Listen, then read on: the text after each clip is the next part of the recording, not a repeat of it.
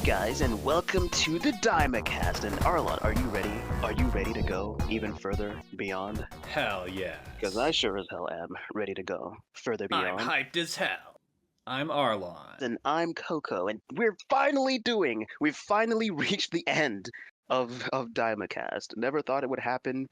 It was a there wild ride. there was some slight delays there, but we're finally here at the end. Very tragic. I guess we should just jump straight into it, into the episode. Actually, I have a note from last time. I realized something while I was editing the podcast. I have to apologize. I was criticizing the choice to make Dagasu not just steal the evil third eye. But I realized it actually makes perfect sense that he didn't try and do that because they made it pretty clear that Dagasu did not think that that was actually the third eye. He thought Goma was just being crazy. Oh yeah, that's true. That's why they had him randomly make that super condescending comment. Don't all eyes look like that, sire? Yeah, he was just like, that's just an eyeball. Why do you think that's the third eye, you dumbass? That's just an eyeball wart. It literally is, because you put it on your forehead and it's like a giant wart on your forehead. So, episode 17 starts off basically from where the last episode left off. Arensu is confronting the Z Warriors and wants their Dragon Balls, and she basically refuses to hand them over. So she suggests, okay, well, Let's do a tournament. if you guys beat my Majins, Majin Buu, Majin Do, and Majin Ku, I will happily hand them over to you. She just says, let's do like a one-on-one. Like, Yeah. let's pick a fighter each. And then Majin Ku is like, oh, hell yes. And she's like, what? Yeah, Why would I send you? I love Majin Ku. He got perfectly humbled by Tamagami number one, but he still has a lot of confidence in his combat skills.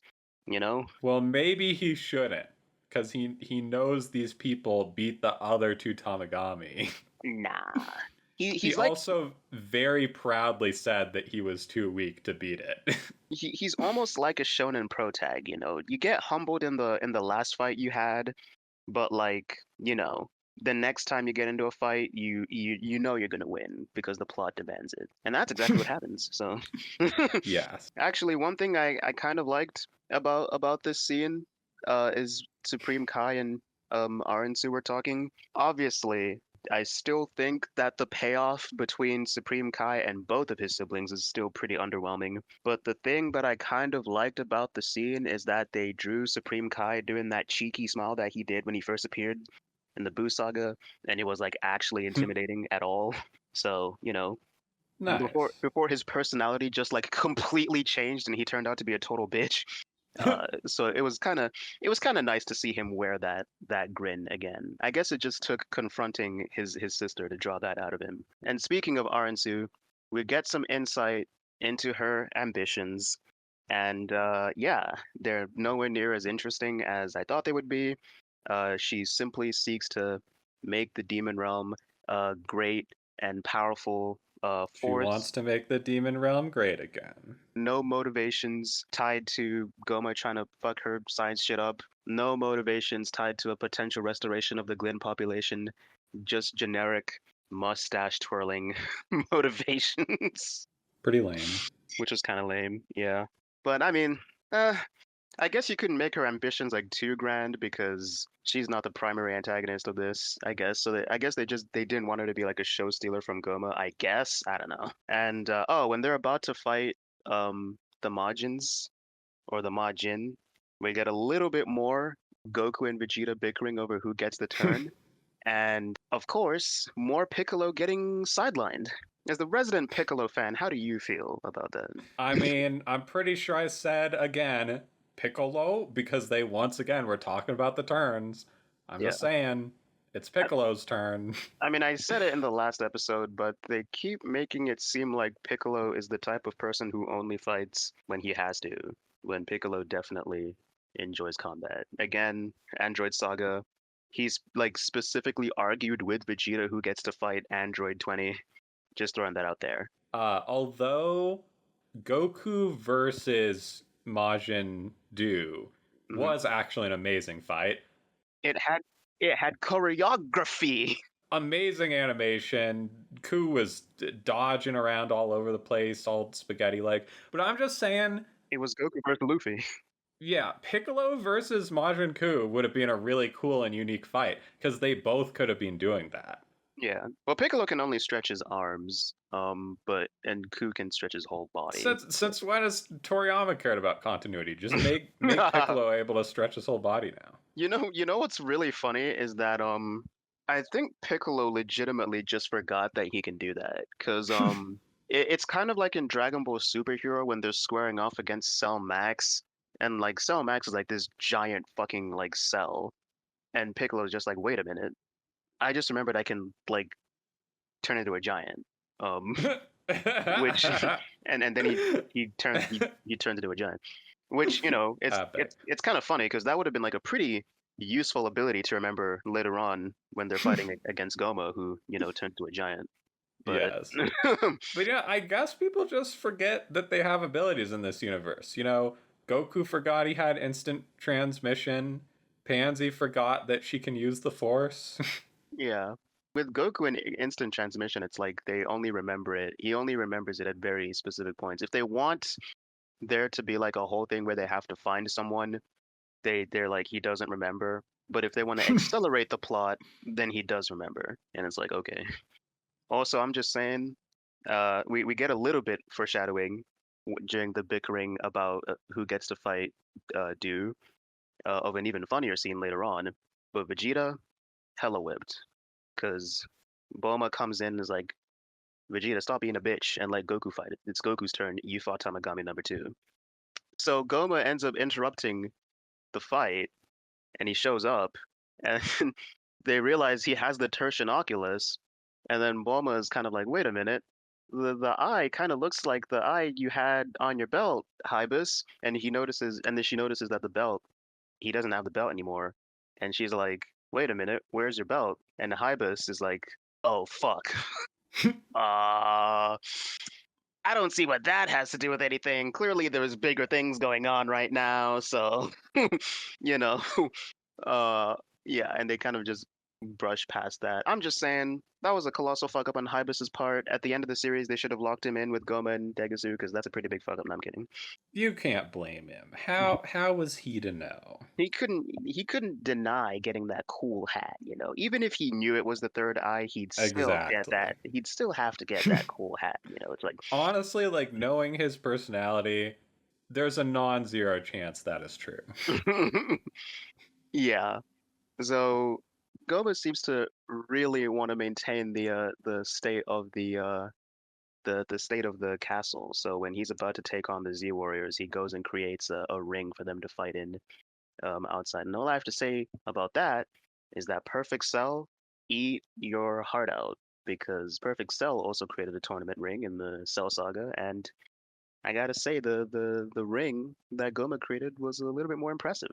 In a battle of architecture between Cell and Goma, Goma takes the W, I think. Well, Cell was just trying to make the ring from the World Martial Arts Tournament, From the versus Tengen Goma Bankai. was making a cool Demon World ring. Yeah. So, and as in typical Dragon Ball fashion, Vegeta is the first one who gets to take on the big bad, and he, of course, gets completely humbled. And it's in that moment that Goku takes one look at Goma and is like, I think we have to take on this guy together. And I'm like, bro, who the fuck are you, and what have you done with my Goku? Okay, because I mean, even Bulma's like, the fuck? Goku never like wanted to like gang up on someone before, and it is kind of funny because I it's Goku considered like ganging up on Goma first before even considering going max power. Uh, so which does seem a little bit like out of character, especially once you realize he had quite a few things under his belt the entire time that he could have used. But we'll get there when we get there. This scene pretty much shows.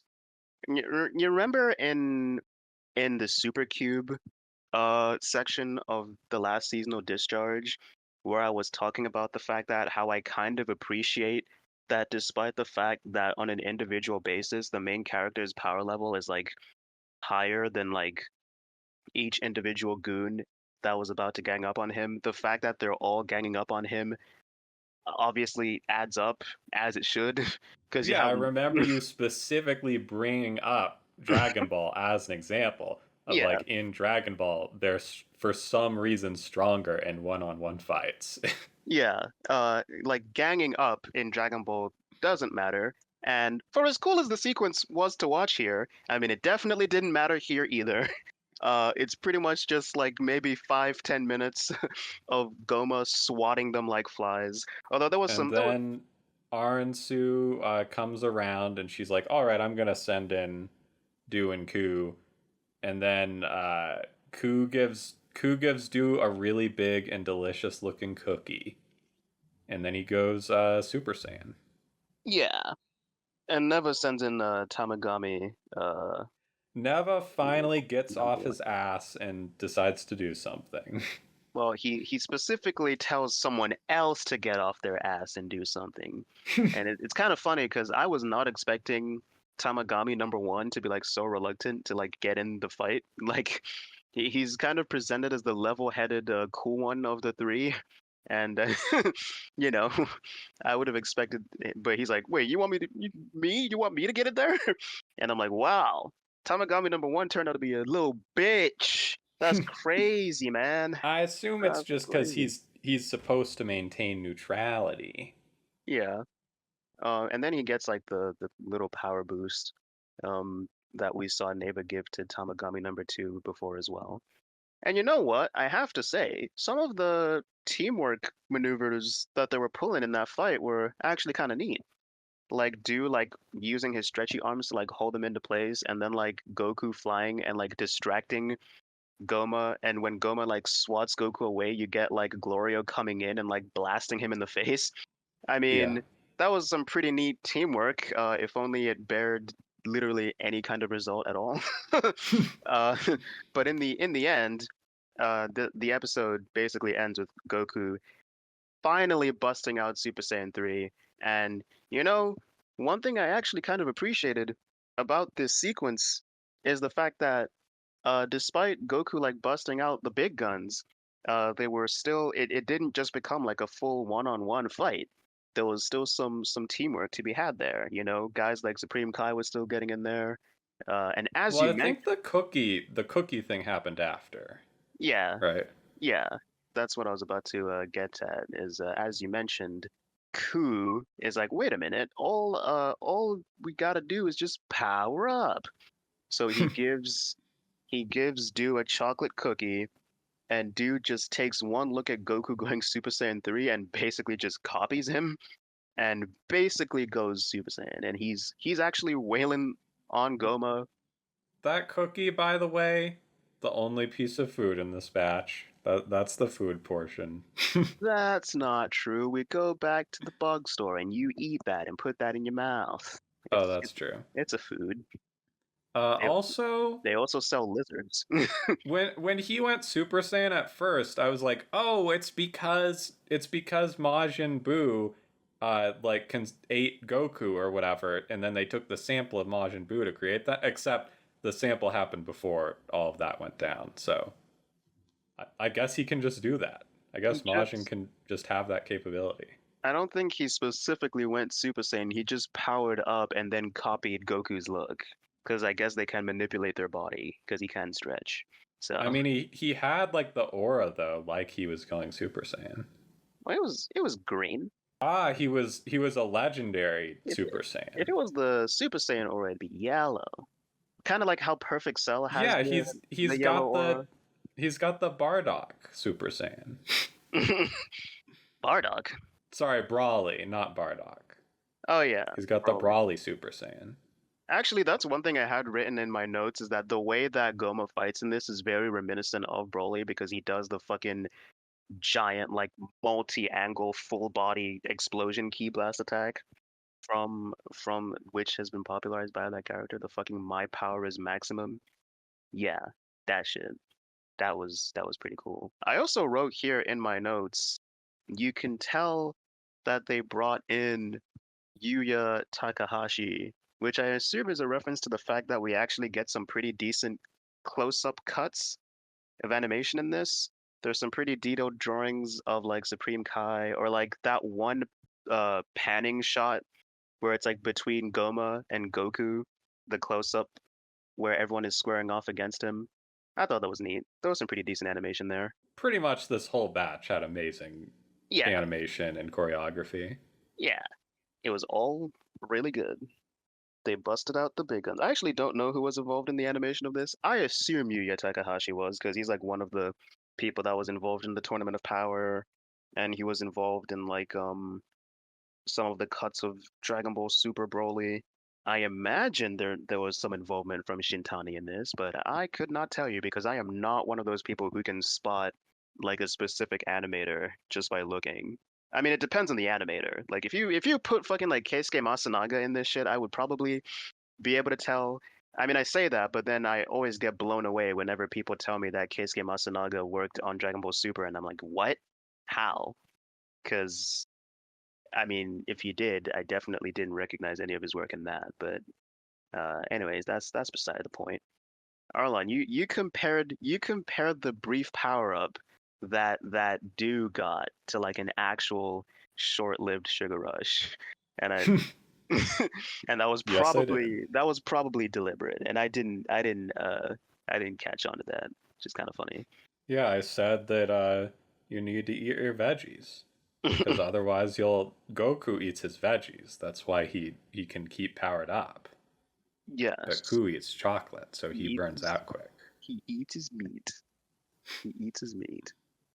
So, anyways, Goku gets completely. Well, I mean, he's doing a pretty good job against Goma in his Super Saiyan 3 form, but then eventually the tables turn on him and he gets stomped by Goma because, as it turns out, Goma has basically his own version of like a Zenkai boost thanks to the third eye, where like pretty much any damage that he receives is immediately removed and he gets an instant power boost. So it's basically like Saiyan biology, but like with Saiyans, for them to get the power boost from them getting their asses kicked, they usually have to like actually recover and heal.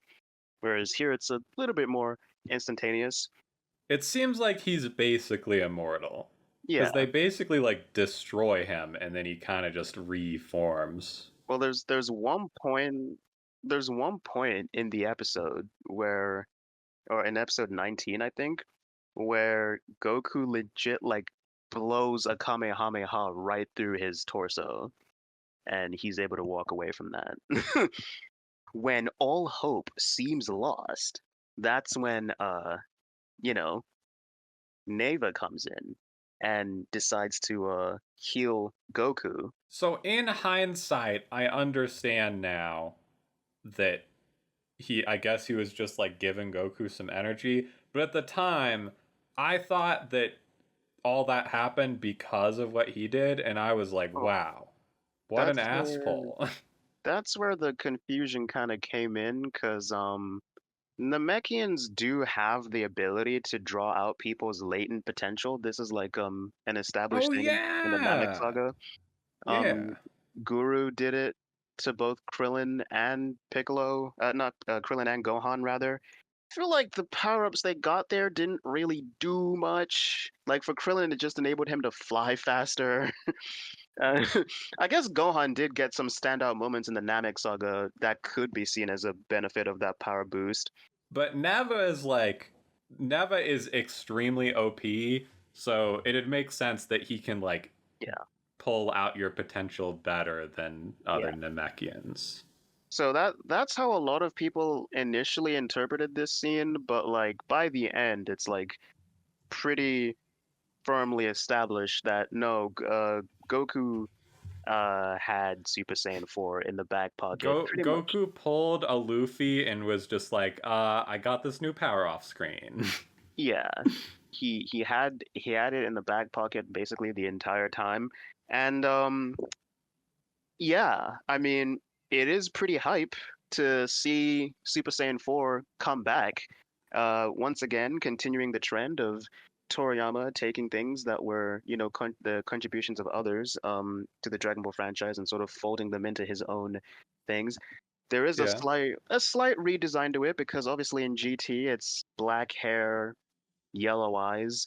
The design here is kind of like a fusion between Super Saiyan 4 and Super Saiyan God because you've got Super Saiyan 4's design, but you've got the red hair and red eyes akin to Super Saiyan God. I actually thought he was going Super Saiyan God for a second, and then the tail appeared. Yeah. He should have had the that would have made sense that like, oh, he can do it because he got the tail back because he de-aged, except he See, didn't. that's actually one thing I kind of wanted to get into, because they kind of fucked up a little bit here, a tiny bit. Because in Dragon Ball GT, I mean, when Goku turns into a kid there, his tail doesn't grow there either. But to be able to obtain Super Saiyan 4, I mean, it's like a more bestial form compared to like the prior transformations. You do need your tail to be able to access it, but I guess they just skipped past that. Goku was just able to unlock it through regular training. You also need to be able to like go. There's like a pathway through the Ozaru transformation that you need to be able to unlock it. Like basically all kinds of like wacky Saiyan shit in GT you're required to do to be able to like access the form. It kind of seems like it was literally just there for fan service, and they just treated it like another like Yeah, even further beyond new form. which is really weird because this is the lore series where they're like adding lore and stuff. And then they water down a Super Saiyan transformation that's like so uniquely tied into the lore of Saiyans in a way that like none of the other transformations, with the exception of maybe Super Saiyan 1, are. Like you actually have to like do stuff with Saiyan biology to be able to access the form. It's not enough to just be powerful enough. Yeah, it's lame. I like the implication that like there's two potential pathways a Saiyan can take, right? Like the God path, which isn't necessarily tied into like, Saiyan biology, and then like the the the nature path, I guess. So could like Krillin go God mode? Because that's something he learned from Beerus. So Well, I like, mean, no, Super Saiyan God is still specifically like a Saiyan transformation but then because how? Like, but can't anyone channel like God power? well, anyone, I think God Key is a thing. So I think potentially anyone could obtain God Key, They need to teach. They need to teach Krillin that. most people who have God Key are people who are actually just gods. So Yeah, also, but I agree. I also like the two paths thing. yeah, If only they canonized that. that's what a lot of people thought was going to happen in the Dragon Ball Super manga, because there's a scene in the manga, and the funny thing is, I made a tweet about this because I was rereading the Super manga. I made a tweet about this literally like a week or two before Super Saiyan 4 like got revealed in Daima in the sub. I made a tweet talking about how it's funny that people expected Super Saiyan 4 to be in the Super manga because Vegeta goes off on a rant.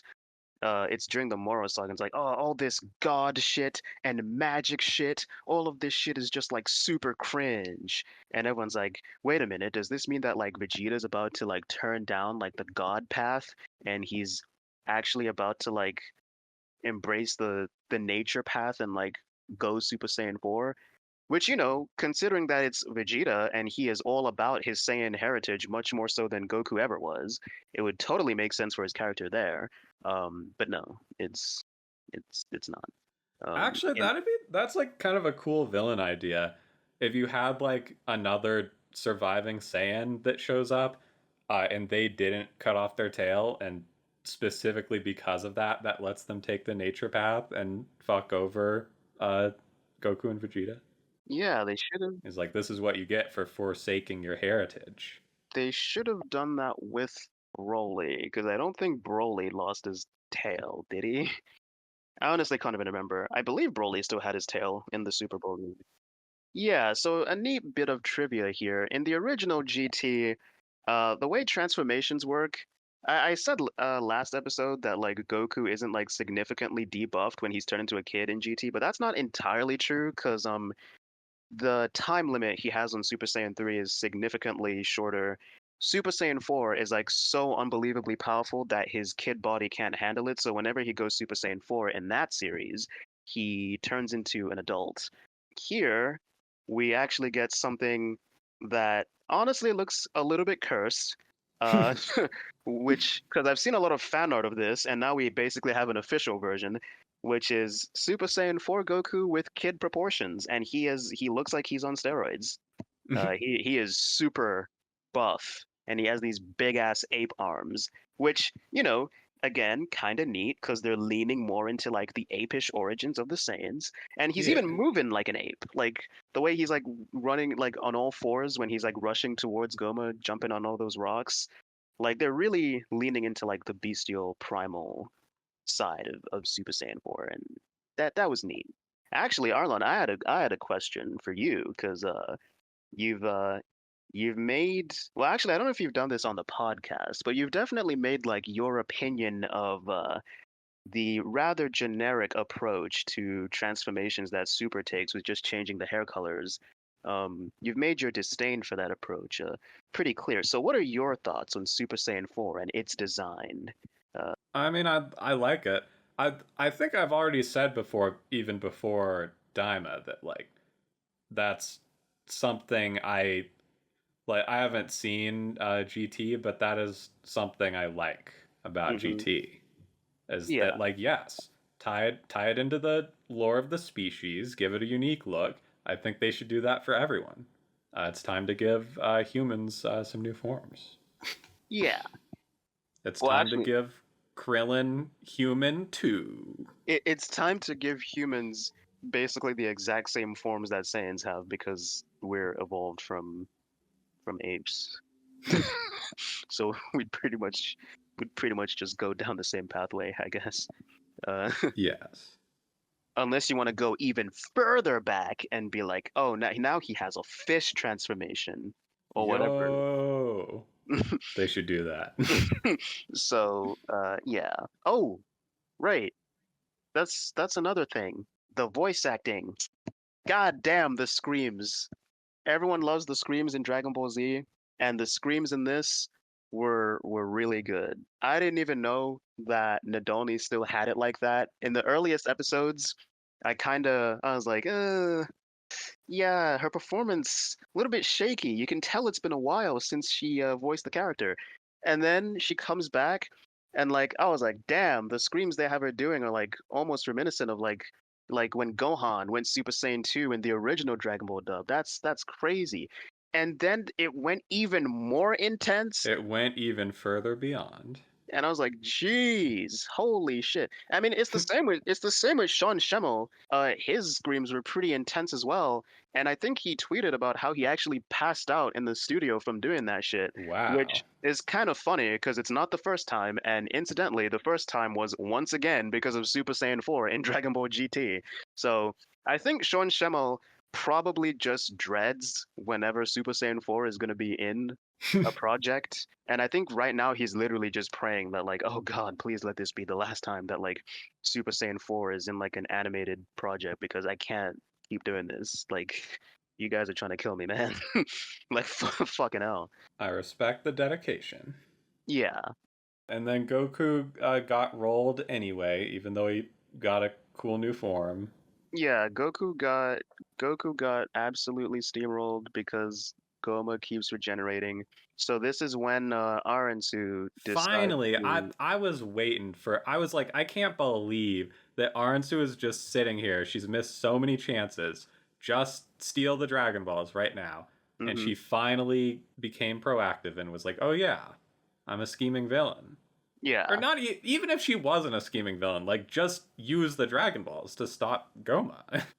She tells Glorio to bring the Dragon Balls to him, and they summon the dragon. Gloria is like all conflicted about it. Yeah, very much so. And she's like, "Don't tell me you're getting cold feet now." He's having flashbacks of their fun little adventures they had And together. I'm just saying, I was like in disbelief that Gloria was like so completely like, no, I can't betray them. They're my friends. Because nothing in this series remotely sold me on the fact that Glorio would like Goku and Pansy. Not so much Goku, but there was definitely some chemistry building between Pansy and Glorio for sure. Goku has done nothing but disrespect Glorio. He is actively like acting kind of malicious towards Glorio and Yeah, disrespectful.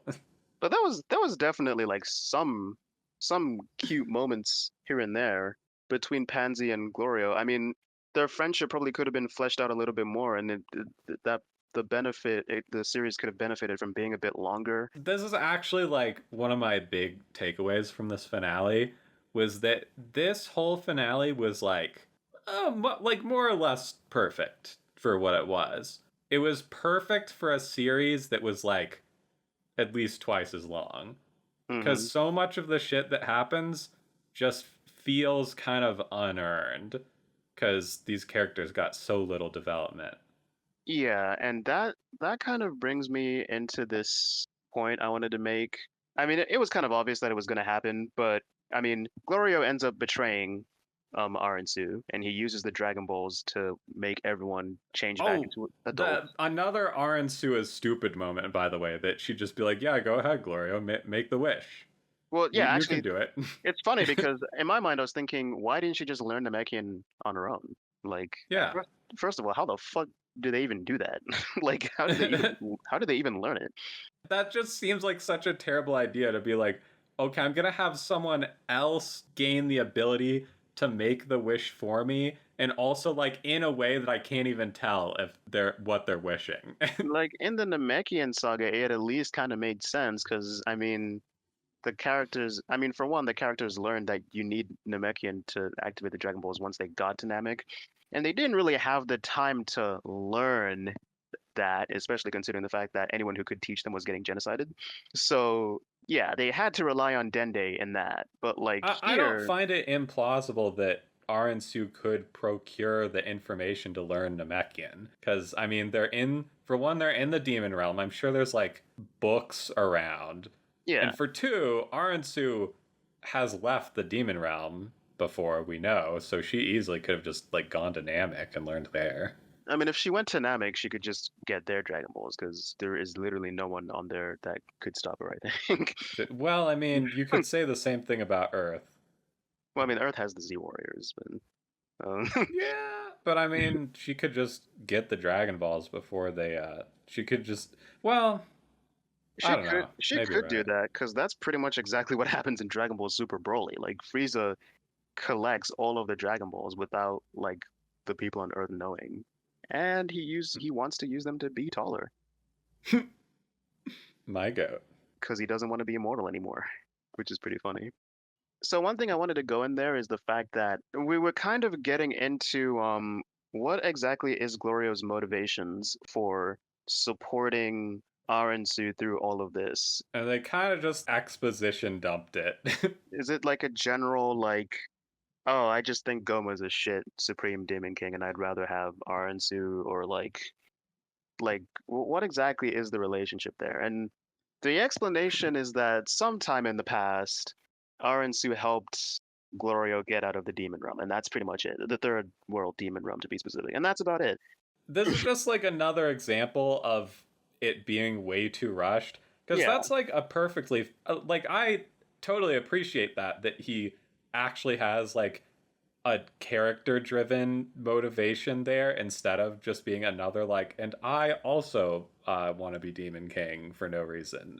yeah. I mean, that's pretty much what I was getting at. Is it would have been nice if they like clued us into the nature of like Arensu and Glorio's relationship through like flashbacks, because I mean, Glorio clearly feels bad to some extent about the fact that he betrayed. He's very apologetic about the fact that he betrayed Arensu, and Arensu is, not too pleased either. You can literally see the soul leave her eyes post betrayal. It's kind of a neat directing thing that I kind of liked.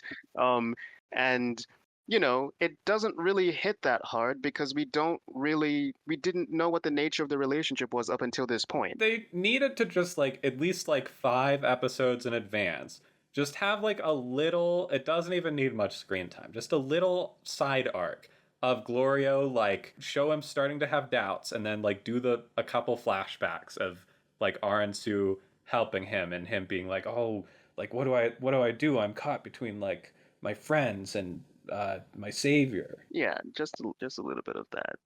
Yeah. Literally anything, but then Like three minutes of screen time spread across a few episodes would fix it. yeah, but it's not really there.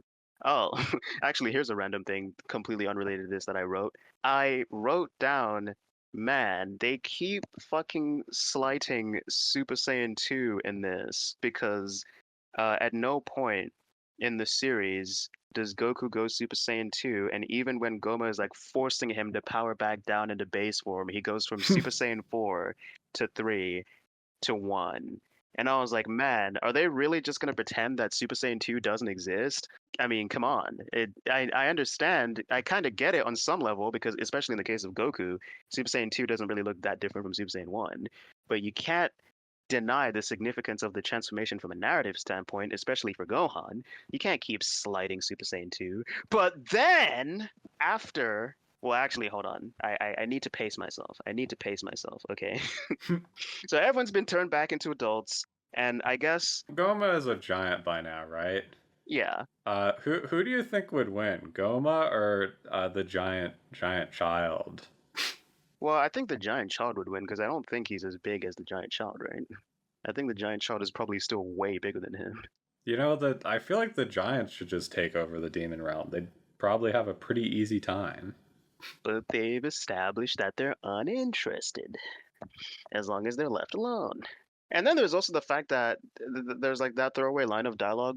I think the ones we saw are like the Megax or something, and then there's another planet with like the Gigax that are like twice the size, and it's like, okay, Jesus. I will say, seeing everyone turn back into adults was like a little bit jarring. Just after seeing them as kids for so long, it was like, whoa, they Yeah. look so weird now. And I was over here like, no, Stephanie, no, no. Damn. Time to buy Dragon Ball Xenoverse. Actually, yeah, so after the wish is made, the Dragon Balls scatter. And one thing that I noticed is that when they scattered, they don't just go back into the Tamagami, which is how I thought that would work. Yeah, I noticed that too. Even by the time the series ends and like there's all those pictures in the credits, they still don't have them. So like, how does that work exactly? I guess you have to like just give them to the Tamagami. Wow. Like they just work like normal Dragon Balls, and then So someone has to put them in there. the Tamagami have to go and find them, and as we've established in the original Dragon Ball, when the Dragon Balls are dormant, because I'm assuming these Dragon Balls sleep, they can be pretty hard to find. Well, actually, Neva can just wake them up, as they've established at the start, so never mind. But yeah, Vegeta's like, well, you had your turn, Goku, so now it's my turn. And Vegeta takes on Goma. This fight, I mean, it was a pretty good fight, but it's definitely a filler fight, and the fight definitely only exists just so we can see Vegeta go Super Saiyan 3 as an adult. That's like the main reason why this fight exists. If we didn't have this fight, then we would only see like kid Super Saiyan 3 Vegeta, and I imagine a lot of people would be like, "Really? You've got to be fucking kidding." Um, but yeah, I mean, it's the standard Dragon Ball Z affair. Vegeta goes in on there, gets his shit rocked. The Super Saiyan 3 time limit definitely doesn't help, and then we get probably the funniest scene in the series where they want to get Vegeta to stop fighting. So Bulma comes in and we really see how whipped Vegeta is because Bulma is like, Vegeta, you get down here this instant or I'll never take a bath with you again for as long as I live. And then Vegeta just zips straight back like I'm getting out of the fight now. Vegeta confirmed Coomer. There's something kind of funny to me about how like over this series we actually legitimately get some insight into Vegeta's sex life. We learn that Vegeta is a tits man, and we learn that he really loves having baths with Bulma, which to the Maybe it's just like a totally like platonic romantic thing. Maybe he just really it's like a really intimate setting, and he gets like the bath salts and like some scented candles. It's the only time he can ever like abandon the toxic masculinity that he has and like Yeah. truly be himself, just comfortable. Yeah, I'm just very curious what that briefs kitty cat do because it can get a Saiyan to renounce their pride and stop fighting. Like, um, Bruh. but yeah, I mean it was a fun fight. I liked seeing Super Saiyan 3 adult Vegeta. I love how he started getting like mad disrespectful again, the way he was when he was fighting Tamagami number 2. He's folding his arms and just fighting with his legs only now. That was pretty funny. And then, okay, and then it's Goku's turn again. And he's like, "What you see before you now is a Super Saiyan. This is a level ascended beyond a Super Saiyan. You can just call this Super Saiyan 2. And this isn't, in fact, to go further beyond. This is actually just Super Saiyan 3. But this is really to go even further beyond." And then he goes Super Saiyan 4, and I was there like, ah! He said the fucking, ah! Yes! Yes! He said the fucking line, and it was hype, Epic. and it was epic, and I'm just saying, okay, I gotta do it. I gotta vent my frustrations a little bit. Some of y'all on Dragon Ball Twitter are some fake ass. Anyways, because I saw a lot of people being like, "Oh my God, he said the line," and I'm like, "Wait a minute, aren't you the same fuckers that like fucking like constantly shit on the original dub of Dragon Ball Z? You don't. If you don't love me at my, then you don't deserve me at my. That's how I'm saying it right now. If you don't love me at my original shitty broadcast dub, then you don't deserve me at my referencing the original broadcast dub. Yeah. So fuck Dragon Ball Yes. Twitter. Yeah. And it's speaking of things that I gotta do. It's time to engage in a little bit of autism, okay? Cause in regards to spout power scaling, cause Goku did give Goma that work as in Kid Super Saiyan 4 form, and Vegeta gave Goma that work in Super Saiyan 3 adult form. And I'm just saying, like, low key, the implication that Goku cannot kill Goma as an adult Super Saiyan 4 doesn't really make sense to me, because I understand he can regenerate, kind of, but so could Majin Buu, and like Goku was able to kill him. And I feel like if Goku did like a really huge ass Kamehameha, he could probably just completely eviscerate Goma before he has the chance to actually regenerate. But Goma has like a weird shield thing that appears. Well, I mean, there was that one time when he blew the hole right through him, and it's like, huh, okay. It's kind of like in the Cell Saga as well, because Cell can also regenerate, which it's actually funny because Goma is kind of continuing the trend of character who probably shouldn't be strong enough to be able to beat these guys, but because he can regenerate, he lasts a lot longer than he normally would, as is the case with Boo and Cell. But like in the Cell Saga, like Goku like blows Cell's head like clean off, or like his complete upper torso, including his head. And by the way, somehow he's able to recover from that. Apparently, it's the Namekian regeneration cells, but as TFS Piccolo said, I'm like 99% sure he cannot do that. So I don't I don't know how Cell was able to do that. But I always got the impression from that like if Goku really tried, like really tried, he probably could have potentially beaten Cell in that fight. And that's kind of the impression I get here too. But Is Team 4 Star still around? Do you think they'll do Daima? Team 4 Star is still around, but they don't do Dragon Ball Bridges anymore. Damn. They did like little clip shows for Totally Not Mark's review of the Boo Saga, and they also did like some clips for Super, like little shorts. So they might do some shorts for Daima, but probably unlikely. I Damn. actually don't even know what they do anymore because once they stopped doing Dragon Ball Z Abridged, and I imagine I'm not the only one, I simply unsubbed. So I think Team 4 Star is like an actual anime dubbing studio now or something. I remember hearing that they acquired the rights to dub an anime, but I don't really know how far that went. So yeah, That's an interesting thing there. Oh, actually, before Goku starts fighting Goma, we do learn about the weakness of the tertiary oculus and how to remove it. And you're supposed to hit the person who has it at the back of the head 3 times to knock it out of them. Yeah, so here's us thinking, man, Piccolo, he's been getting the shaft this Yeah, whole series. finally Piccolo's got something to do. He's about to get his moment. And nope. Nope. That was so bullshit. Piccolo threw so hard too, because it's literally just you have to hit him 3 times in quick succession, and Piccolo's like 1, 2. And then before he does the third one, he fucking Goma didn't even intentionally hit him there. He like just fell into it. He Or at was least just so slow that Goma was like, what are you doing back there?" you're trying to remove the tertiary oculus.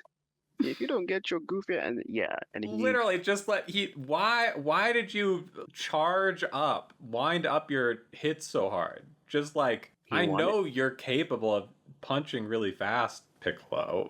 he wanted to really make sure that he's hitting it hard enough for it to come out. So yeah, he fucks up there, and it pretty much looks like everyone is about to get fucked. Like they're getting completely shrouded in Goma's aura, as it were. And then my boy Ku comes in clutch, Let's go. and he's the one who knocks the Tertian Oculus out of King Goma, and the fight kind of just ends. And I gotta be honest, it actually did feel a little bit anticlimactic. For some reason, I just expected Goma to like still retain a little bit of the power after it was knocked out, and then they'd finish him off with like a regular attack or something. But no, the fight pretty much ends as soon as Ku I thought knocked it was a fine ending. Ku I mean, just it was pretty hype. It was pretty hype when Ku hit him with the book. yeah. He He hit hit him him with with some knowledge. knowledge. Yes.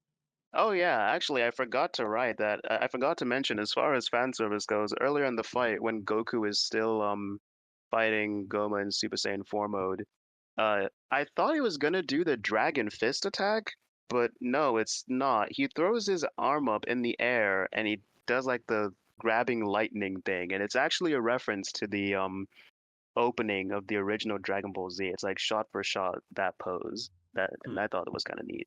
So yeah, that was nice. There was a lot of fan service in this last batch of episodes. Is pretty much what we're getting at here. Yeah. And yeah, Then they trap Goma and Degasu in a bottle together for all eternity. Well, for yeah. 99 years. And there's an interesting thing there that happens that they kind of just gloss over because Dende's like, wait, is this? And it is. It is the Mafuba, the technique that was used to seal Demon King Piccolo before he got freed by fucking hell, what's the blue guy's name from the original? Anyway, before King Piccolo got freed, and it's the same technique that they were also going to use to seal Zamas in Super. And for me, that like kind of raised a few eyebrows. I was like, wait a minute, is the Mafuba like a demon realm technique? Because if that's the case, how does like Master Mutaito, who's Master Roshi's master, know that technique? Or maybe they just learned it from Earth. But if they learned it from Earth, then shouldn't it be like a known fact that like they have? Maybe Kami taught them. No, I don't think Master Mutaito met Kami. Like I don't Maybe think the so. nameless Namekian taught him. I think I think the implication was supposed to be that Master Mutaito created that technique, which is weird because if that's the case, that means that they would have had to have learned it from observing Earth, which means that they should have known that Earth has quote unquote magic, meaning that Goma being surprised to learn that they have quote unquote magic at the start of the series makes no sense. Um, but you know what? That's neither here nor there. Listen, I'm just saying that the kinds of prisons that they put dictators, literal dictators into, more ethical than our prisons, because they left they left Goma and Degasu with some Vidya, and Whereas in actual prison, you kind of just have to sit on your ass doing absolutely nothing until you're let out into the courtyard. And then when you're in the courtyard, you're still doing nothing except potentially getting your ass beat by one of your fellow inmates. So, I guess what I'm trying to say is the new administration of the Demon Realm are justice reformers. I don't think that's necessarily always true. I think there's other stuff to do in prison. Like I know there's a library in a lot of prisons because like And a you gym. always hear about people like studying law to like advocate for themselves while in prison. Yeah. And they have like TV in the cafeteria or Yeah. something. But Mark in the Mutaito What? is What? what's it called? The technique? Oh, the technique is Yeah, called the Mafuba. the Mothra. Where the fuck did I get the Mutaito? Mutaito is Master Roshi's master's name. Oh, He's the guy that originally sealed King Piccolo, I believe. the Mafuba, the Yeah, Mia Mafuba. the Mia Mafuba. Mark in its favor because it has no forced labor. Yes.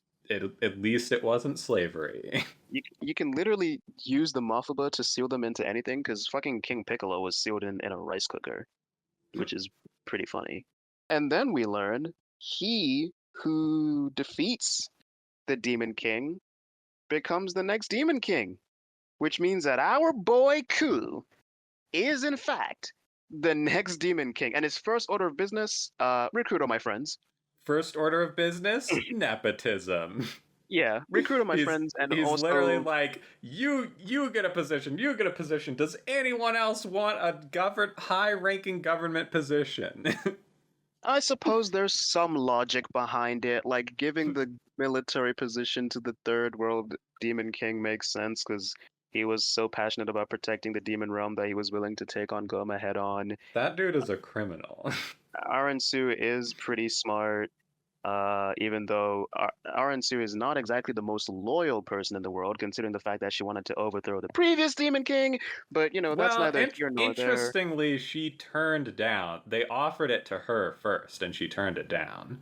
Didn't she want to become the thing, but she specifically turned down what she wanted to do, which was like make the thing like more powerful or whatever.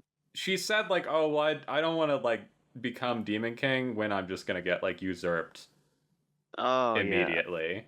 yeah. No, Madam Demon Supreme King. I Uh, do think she has a soft spot for Ku, because when Glorio betrayed her and stabbed her in the back for literally no reason, because he's a bad person. uh, he's like, you still have me, and she yeah, smiles. Majin Ku was like, "You still have me," and she smiled at it. Yeah, it's they're like her kids at this point. Yeah, I don't really know what their dynamic is exactly, but I'm We can glad she was simplify it happy. as found family. Yes, they are found family. Yeah, which is cute. And it is nice to see that by the end of the series, the soul is in fact back in her eyes. Uh, Yes, that the soul you love to see it. the soul not being in her eyes lasted like 5 minutes. Although it was a nice little directing thing that they actually maintained that look in her eyes for more than 10 seconds. Like, seriously. Can I just say, uh, Daima, since we've already confirmed that it's not canon to Super, Yeah. wouldn't it have been crazy though Well, if actually, you say that, but it seems like the folks over at Toei seem to have a pretty hard time deciding that amongst themselves. But for all intents and purposes, it's not.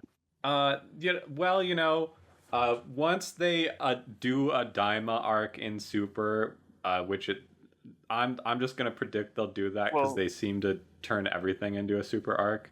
it's Then we can put that to very rest. it's very weird because Super and Daima, I think, with the way things progress in both shows, they can't possibly take place in the same timeline. But Daima evidently folded some things from Super into it. Like we see some characters in like exposition dumps that are from Super.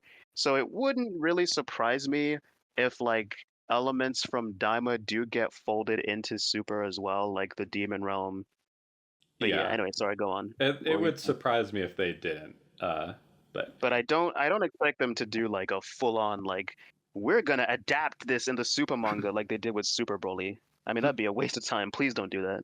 But yeah, anyway, go on. which is exactly why they will.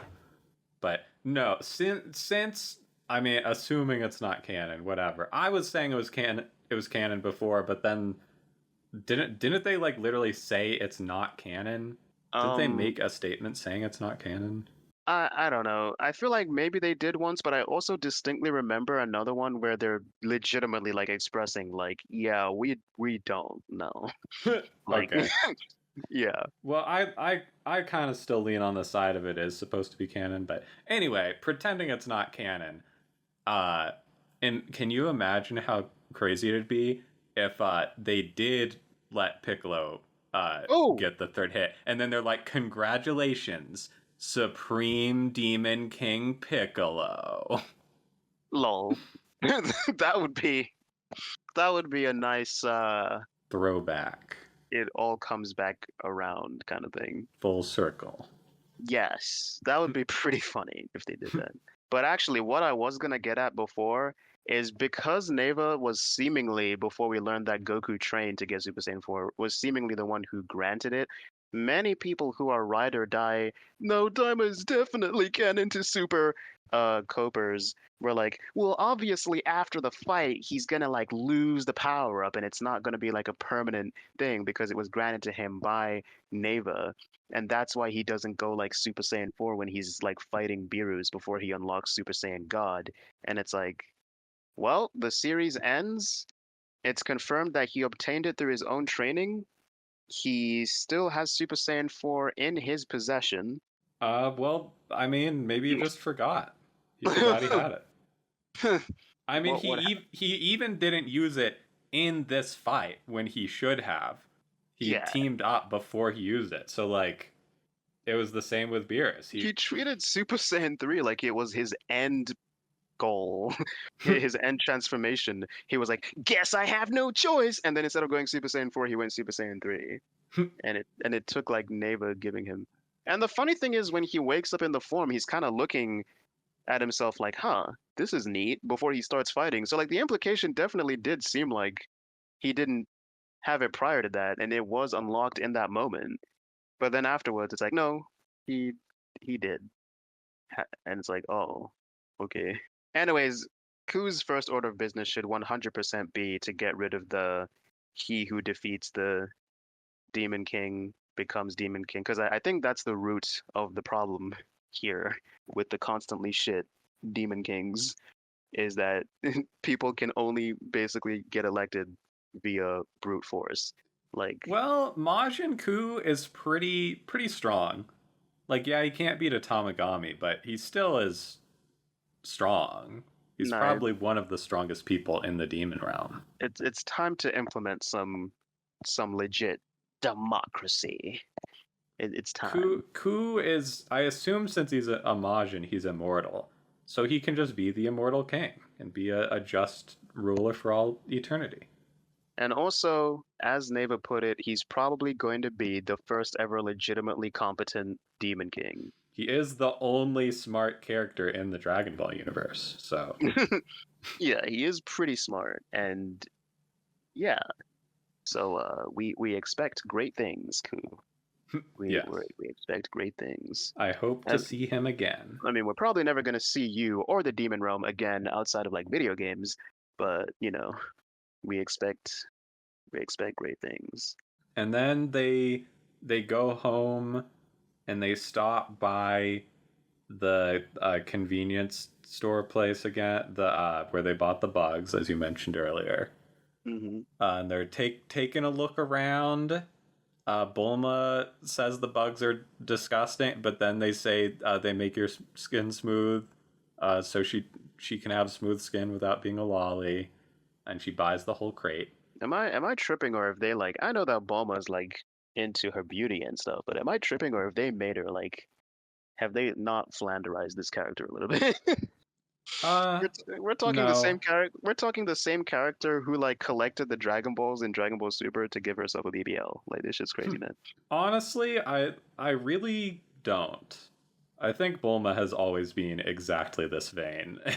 I remember her having like her personality is the same, but I honestly don't remember her in Dragon Ball and Dragon Ball Z obsessing over her. Well, I mean, I guess it's because in Dragon Ball and Dragon Ball Z she wasn't getting on in years. She wasn't old yet. Yeah.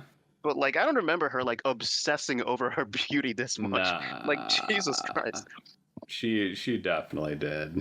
It's time to finish that Dragon Ball rewatch. Damn. And then they look in the barrel and there's two eyeballs. Actually, it's a jar. They look in the jar and there's two eyeballs. And the lady is like, "Oh yeah, I ordered 3 of these ages ago. They're evil third eyes. So like you do you want to buy them?" Yeah, and apparently the reason why no one's ever bought them before is because it costs a lot for her to order them, so she's never ordered them again because she charges so much to be able to make back her cost. No one has ever bought them except one time, which is obviously implied to be whoever was the Demon King at the time that bought that one third eye. That was the most random. I know it was like a gag reveal, but still that was the most random reveal. That was really that was pretty funny, not gonna lie. Also, I'm just saying that's like what are the lore implications of this? Who is producing these evil third eyes that make you more powerful than Super Saiyan 4 Goku? Where did she order them from? Yeah. That's like the main thing there. And honestly, if we're being real here, the most responsible thing to do now would absolutely be to snatch those up and destroy them. Just saying. I gotta say, when they stepped on the third eye, I was like, I can't believe you would just waste that. Like, why not just keep one? Keep one for yourself. Honestly, not gonna lie, our Sue definitely wanted to snatch that shit up 100%. Because she's the one who got the book on how to, you know, because her plan, by the way, was to use the Dragon Balls to like give herself like insane power so that she could beat Goma and then rule over the thing. Yeah. Um, I mean, I guess she could have just been hunting for the. It seems like it might have been. She could have potentially considered hunting for the third eye as well. If she's looking for potential power boosts. But there is one cute thing that they did there when they're talking about transformations between Goku and Vegeta. Vegeta's all, that's not Super Saiyan 3. It's actually Ultra Vegeta 1, which is kind of cute. It's a cute little reference to the fact that one of the transformations that Vegeta gets in Dragon Ball Super, the manga, is Ultra Ego, which is like the opposite transformation of Ultra Instinct. I like the reference because Ultra Ego is also a transformation that doesn't have eyebrows like Super Saiyan 3. So it's almost like a cute little foreshadowing. But let's be real, they're never gonna animate that shit. Cue the trailer for Dragon Ball Super anime returning and them adapting all the arcs that Toyotaro drew. And yeah, that's never gonna happen. But yeah, and also speaking of the bugs, so those fusion bugs just like didn't matter even a little bit, did they? Like, No. if you remember the fusion bugs, uh, They should. I was thinking, by the way, like, why don't they fuse? yeah, They there should is that. fuse. Yeah, everyone expected there to be like a new form of fusion alongside Patara and Fusion Dance with the fusion bugs.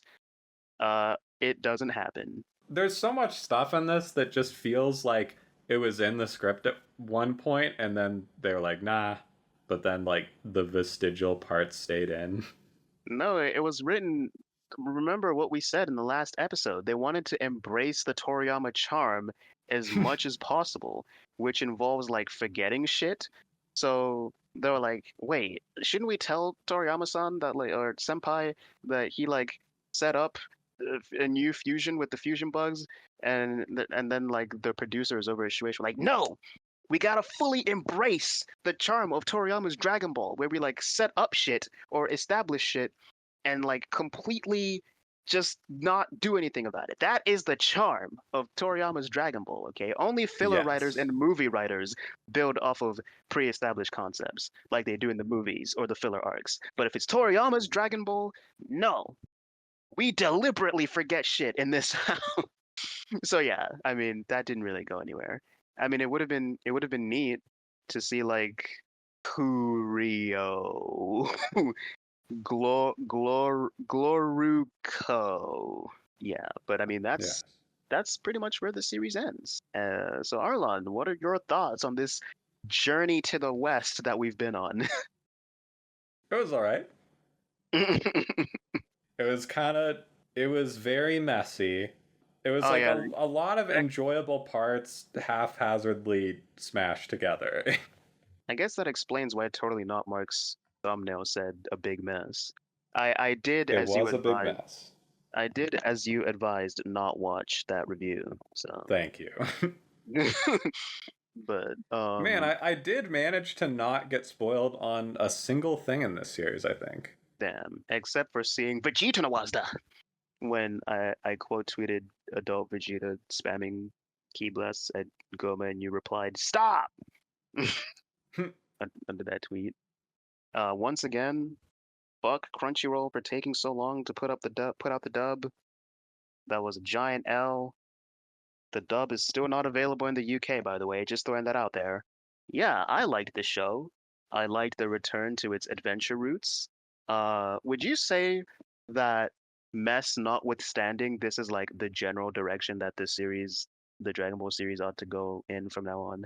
Uh, I mean, I don't know, cause like, I mean, the way I describe Daima is, in the end, it did really feel. It kind of almost felt like a fusion of like a Dragon Ball and a Z arc, Oh, so pretty much exactly like GT.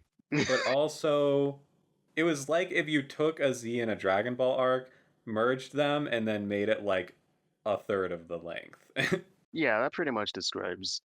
Well, I don't know about the rushed part because a lot of people actually love GT's ending, despite the reputation of the overall series. Like the ending of the series is one of the most loved parts. I suppose it doesn't hit as hard anymore now that the Dragon Ball franchise is alive and well. But in terms of like feeling like a fusion between original Dragon Ball and Z, that pretty much describes GT. The first half of the series is adventure oriented, and the second half is action oriented.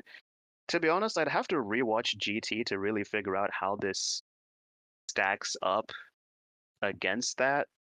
I I'm not sure because the adventure portion of GT people really don't like. The funny thing is, Daima kind of finds itself in a similar boat where I saw a lot of people on Dragon Ball Twitter talking about how the pacing in Daima was too slow, the adventure aspect was a little bit underwhelming, and like the hype really did start to build up on Dragon Ball Twitter on those last four episodes, which, is not that surprising because most Dragon Ball fans didn't watch original Dragon Ball. They fucking Yeah. skipped straight to Z. So it's not that surprising that most people wouldn't be like a fan of Dragon Ball trying to go back to its roots. In the case of GT, a part of me almost wants to argue that the adventure element in GT would probably be, if in terms of like expanding the lore of the Dragon Ball world, definitely not as good as Daima because it just creates new planets for them to go to. But in terms of like making the locations that they actually go to like feel like really expanded upon lived in places probably a little bit better because Daima's kind of lacking in that a little bit, I think. Even more so than original Dragon Ball, because they don't really like interact with the locals of the places they go to that often. They only really do that in the third world, where they go to the fucking diner, they go to the hotel, they go Oh to yeah, like and the fucking as we bookstore. predicted, they did completely drop the Glind stuff. Oh yeah, there is that too. The Glenn stuff doesn't matter. It didn't matter one bit. So yeah, I mean they kind of just introduced that ominous note, or not ominous, but kind of depressing note that the Glens are in fact dying out, and nothing is really done about it. You have these two characters that aspire to become Supreme Demon King, and apparently neither of their motivations have anything to do with that. It's just the general nature of Glenn's to want to ascend to the highest possible position or something or other. Uh, so I guess what I have to say as about Daima as a whole is it was a fun watch. I think I agree that it probably needed to be twice as long. There's a lot of good ideas here, but they needed to be expanded upon. Yeah. The 20 episode count did not help with that.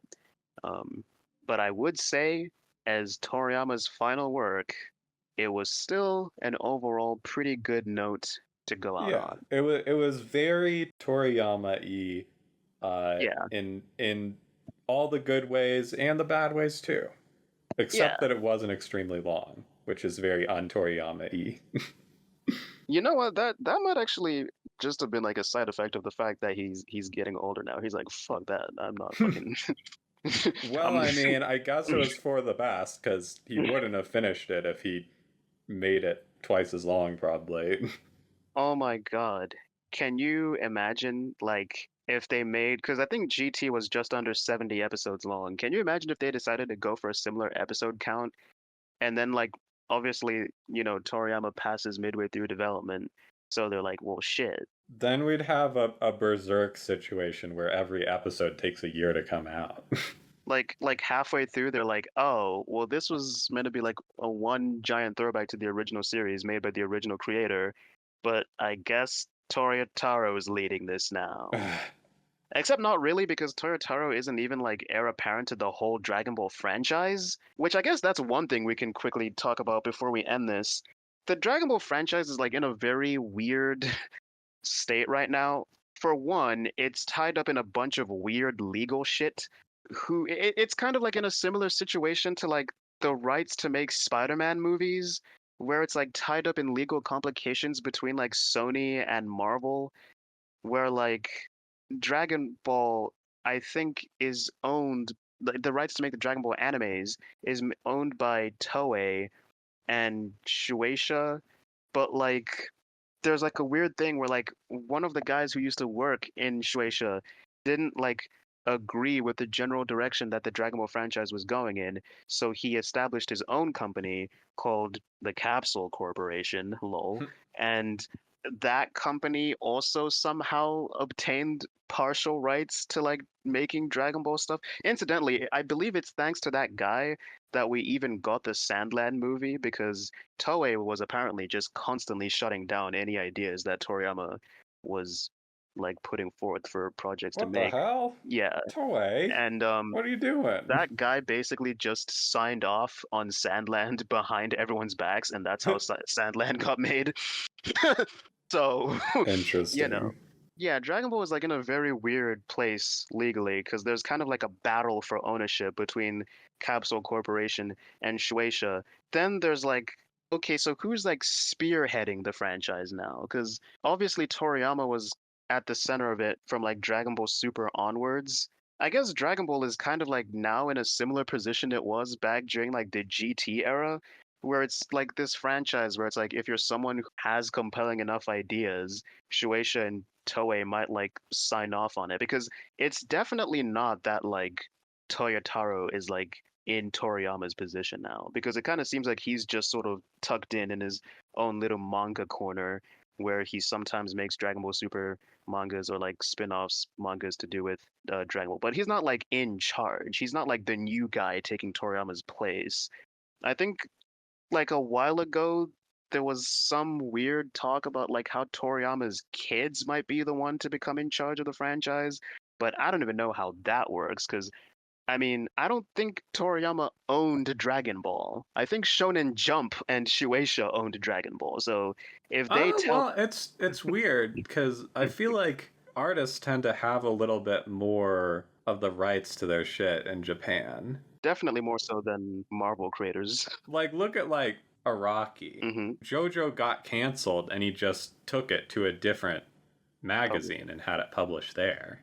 Oh, so the publisher doesn't own it? Yeah, at least for JoJo they didn't. And JoJo was also Shonen Jump at one point, right?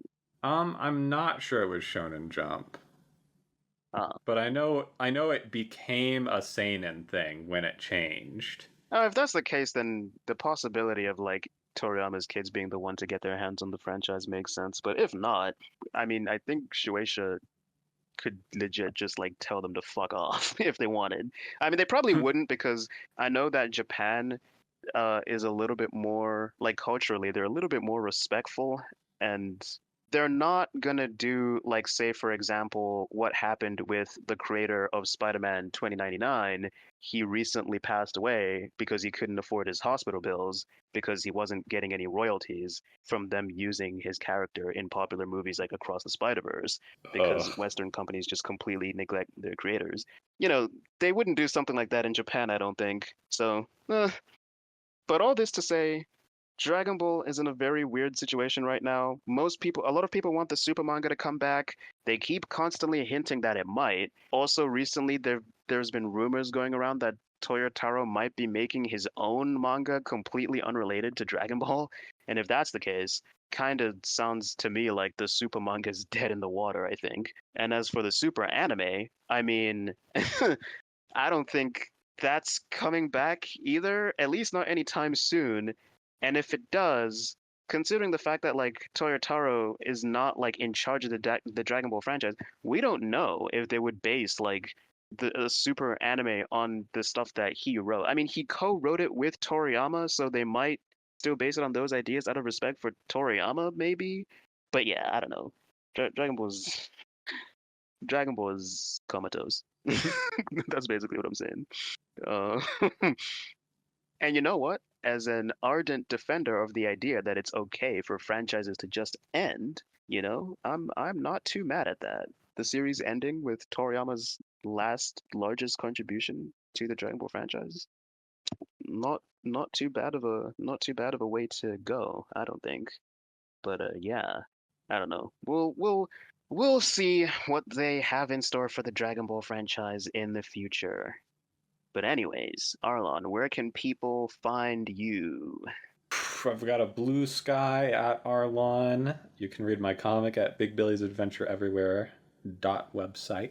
You can find me on Blue Sky, Twitter, YouTube, and Kara at Tamika Draws, and that's pretty much it too. And I just wanted to say, if you listen to our whole review, thank you for sticking with us. Yes, it has been a great journey, and we'll see you guys in the next great journey, where Slugterra. we might be escargoing. Uh, Yes. and also sometime in the near future, maybe dark passengering. I don't fucking know. I have no idea what we're doing Right. with this podcast. But anyways, everybody say goodbye. Bye. Bye.